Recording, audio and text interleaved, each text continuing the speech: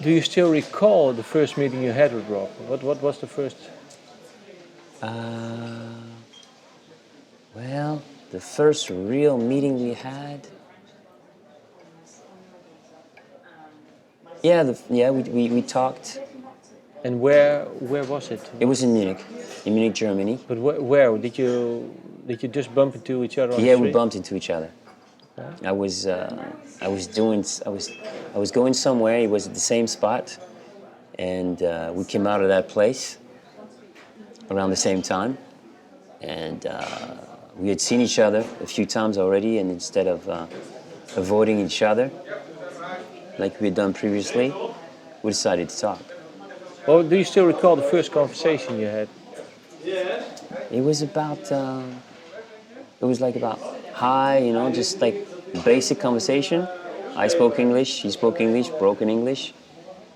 But real quick, the conversation was about music. What do you listen to? Yeah. That's what it was, you know? And what made you click? Well, there were not many black people in Munich during that time. He was half and half. And he just felt like, and at some point, you know, we were dating the same girls too. So we were in each other's territories. Yeah. So, you know, if you can't beat them, join them. Yeah. Yeah. So we just thought like it would make sense to you know, join forces. And the moment we did that, then that's when everything kind of changed. Together, we were able to put the word out that we wanted to record, we wanted to sing, and we put that message out. And, How? by just, you know, going out and meeting musicians. We knew where the musicians were hanging out, and some of his friends were musicians, studio musicians as well.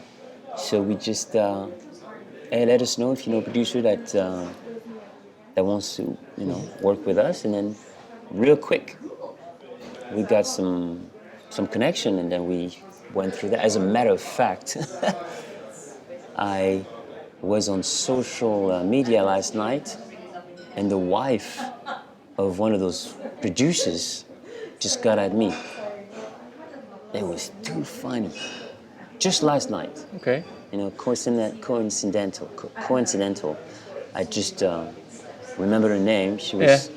He was a South African producer, and I think he was part of a group called Little River Band. If I recall, you know, it's very vague, but I was trying to put the puzzle back together last night. And what did you actually write? Did you start writing? Or playing Yeah. an We instrument? started just like, you know, it was very commercial kind of type of music that we were dealing with, and the producer had some music that he had some simple groove, and we would start just to sing. You know, at home, Rob used to play guitar.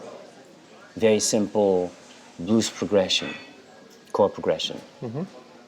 So I would freestyle all the time. You know, his sister was a Elvis Presley impersonator. Okay. So he loved Elvis.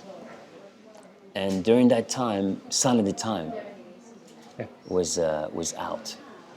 And I used to love singing Prince. So Prince was always on rotation. I actually went to see him with Rob at the Olympia Halle Yeah. in Germany, and we got connected with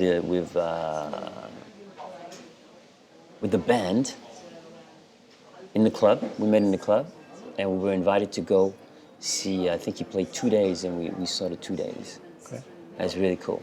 You know. And so you had the word out. And Yeah, how we had the long word how out. long before you had the word out did you get a contact with Frank Farian? Was it Well, some of the people. took it a long time? Well, some of the people that we knew, that Rob knew, worked with Frank Farian as well. So people knew about us. I don't know how long it took exactly, you know. But the word came to us, and then we just we ended up in the studio, met the guy. It was platinum. I mean, not platinum. It was gold records during that time. Gold records on the wall, and it was an amazing facility with many studios. What did you think when you first met him? Did you like him? I didn't think much. I was more in awe about. Because you were pretty young still. I was pretty young, naive, and it was a music. I mean, you entered the music factory. Yeah. They had those 80 channel boards, Neve, in the studio, and they had full rooms with those kind of boards, and different teams working in there. It was overwhelming. So whatever he said, I believed. He was like, the Almighty, a father figure, someone that you listen to and must respect, because he had it all. He made it happen. But was it true that he tricked you into Milli Vanilli? Yeah. So how did that go? I mean, the way it went down was we received advance money. How much? Do you still recall? Much. No, not really. It was really nothing. Like maybe not over 1,500 Deutsch mark. Okay. But we received a little more every time we needed more. And when it was time for us to record the first single, we didn't want to do that, of course, when it was brought up to us. But we were against the wall, because it was either we do it or we give the money back. Did you hesitate? Or maybe? Yeah, we hesitate. Of course, we didn't want to do that. Yeah. But when we realized that, we were not going to be able to pay that money back that quick, and it would take a lot of work to try to pay that back. Yeah. We didn't have that in the bank. Yeah. So we would have to work for it. So the way to get out of it was to work for him, thinking we get out of it, but in fact we got deeper into it. They planned on that, And is this the? Did you hear the songs already? Yeah, we heard Going Always True. And And when we heard Going Always True, it was like, wow. It was like, whoa. And the instrumental. It is actually his song. I think it was someone else wrote it. I think Yeah. prior to that, I think. Yeah, we didn't know that. At the Okay. time, we didn't know that it was written by the group called Newmark. Yeah.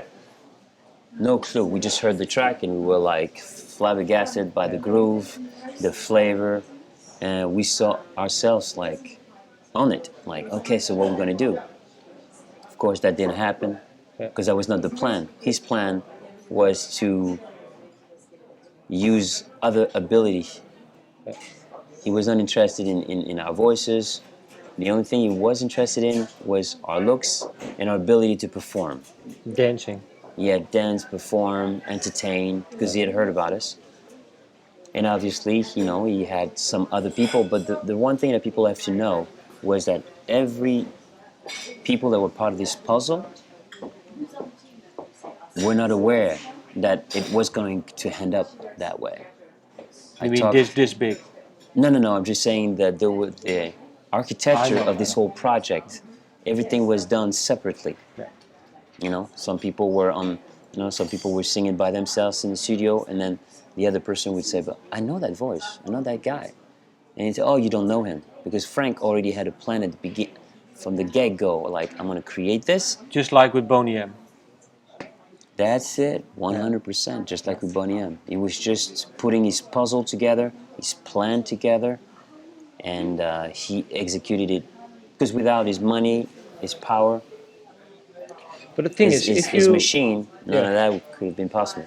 But the one thing that still stands out, and that's why, because it turned so big, okay, he didn't write Girl You Know It's True, but he did write the other songs, more or less, I think. Yeah, What do you think? What do you, apart from everything that happened, but focus on the songs? You spoke about liking Bob Marley, the Beatles. What made the song so good that people actually for 2 years it was really massive. It was worldwide. Yeah, I think you had four number one hits in the US, right? Yeah. I No, think no, no. or Three three, number one. Yeah, it three was number three. one. I think Girl You Know It's True went to number four. I just checked it, and then three or four number ones. But Yeah. what made the song so good? I believe that, just like, when a chef, when a top chef is in the kitchen and creates a perfect dish and brings it out, and every ingredient is perfect. That's what happened. The combination of ingredients from the music to us, it just came together like magic. And it came at the right time. Timing has a lot to do with it as well. It was executed properly. It sounded American, but it had a European look to it. Because the production was solid. To this day, you recognize the production was very solid. They knew what they were doing, 100%. And then when it came from, you heard the songs, you saw the music videos, but then when you saw the show, because we put a show behind, and that part is what sold it as well. So it's a 50-50 on overall. What did you have the ability to bring in your own show, your own dancing, your own? Yeah. I created all the choreographies. Yeah. I was doing all the choreographies, and then when we went on the 107 city tour in 8 months, then we took a choreographer on board to make sure that it was tight with counts and all that. But until then, I created all that stuff because, me being a dancer, originally, it was natural for me to just make it. Was it fun for you once it took off and it became successful? Was it fun in the beginning, or was it a burden from? No, like any relationships that you enter, everything is fun at 1st. Mm-hmm. It's fun, but then it turns into, because of course the first single was, no one expected it to just go like wildfire. But going through that, we were still like, yo, we want to sing. That's not cool. Because we didn't know that it would happen like that. We thought we'd do it, we'd get out of it. Yeah. But that's not what happened. Suddenly, people were loving the project. They were loving us. We thought we were getting out of there. But when it happened, we were like, whoa, well, we want to stay, but we want to sing. And he was like, nah, it's not possible. And from that point on, yes, we were living a dream, but not the dream. Yeah. I mean by that, not all the way. Do you still recall the turning point for you when you said, "Well, we want to sing too"?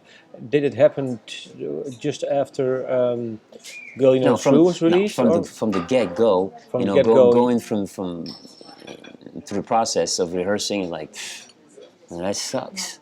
Okay. It sucked for us, big time. Yeah. It was never but we had no choice. Yeah. We had to sign some papers without managers or attorney. But how many people did now? His team. Only this team. Yeah. Only his team.